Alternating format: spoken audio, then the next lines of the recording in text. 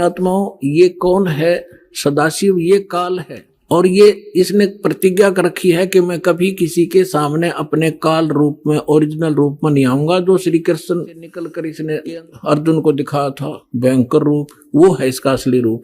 तो ये क्या करता है? अपने पुत्र, किसी को ब्रह्मा के रूप में दर्शन देता है, किसी को शिव के रूप में, किसी को विष्णु के रूप में। तो यहां ये काल के विषय में ब्रह्मा जानकार नहीं है। ये कौन है? कहते वो निराकार था, फिर साकार बन गया सदाशिव। अब देखो सदाशिव कौन है? भगवान सदाशिव है वो मूर्ति। अर्वाचीन और प्राचीन विद्वान उन्हीं को ईश्वर कहते हैं।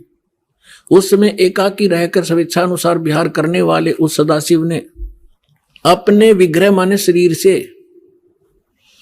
स्वयं ही एक स्वरूप भूता शक्ति यानी दुर्गा की सृष्टि की, एक स्त्री की सृष्टि की, जो उनके अपने श्रेयंग से कभी अलग होने वाली नहीं थी।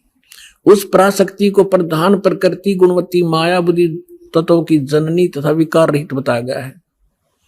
वह शक्ति अंबिका कही गई है।